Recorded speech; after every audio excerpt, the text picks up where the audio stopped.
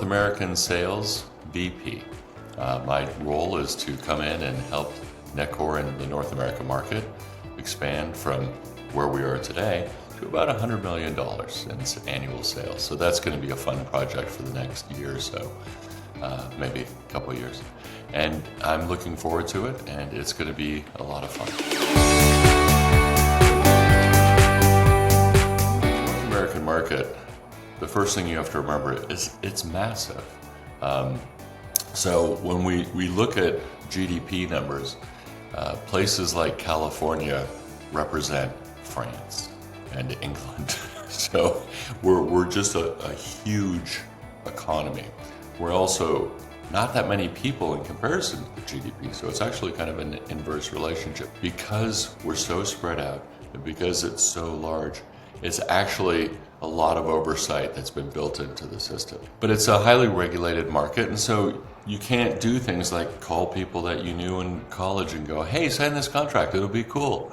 You have to actually go through a process, right? There's a lot of people who are going to put eyes on these projects. And so that's really hard sometimes for folks to understand when addressing this market. We have this intense concentration on the West Coast, which is really kind of fascinating. How that's developed, a lot of that has to do with the university systems. India's done the same thing with these intense colleges that have centers of excellence around them. So we've seen these really interesting companies grow up in this region. You know, a bunch of ambitious people got together, liked the weather, and decided that they build some universities, and hopefully that would attract some smart people. And that's how our economy went from an agrarian society 100 years ago to being tech-focused today, especially in Northern California.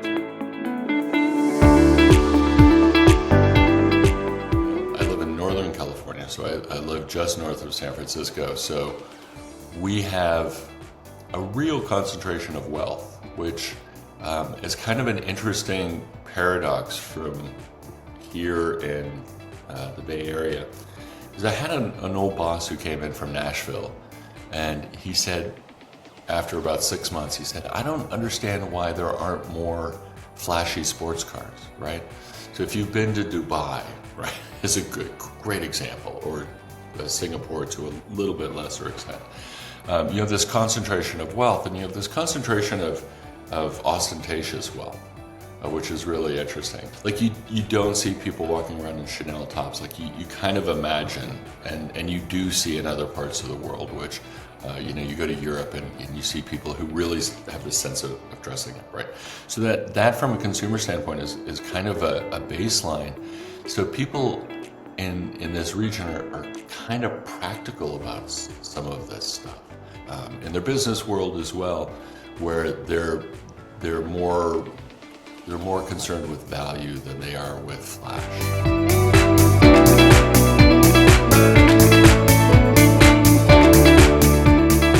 The 2025, I'm very optimistic. AI is a really interesting challenge right now because on the one hand, it could end humanity. like Terminator was not that far off the mark, right? They write a bad piece of code and it ends up in a thing. One bad line of security code shut down the global economy for half a day, right? That's terrifying. But it's also really indicative of how big these companies and how pervasive these companies have become.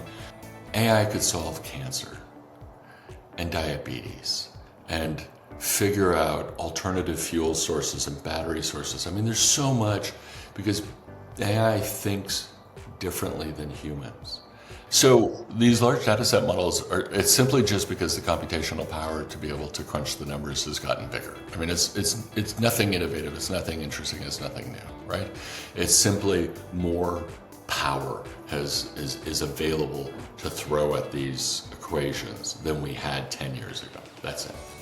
When we look to 2025, I'm looking to see a lot of really fascinating AI opportunities start to develop out of this mass unemployment event. AI is fascinating. It's terrifying and fascinating. I'm just hopeful that people's better angels prevail on all those fronts.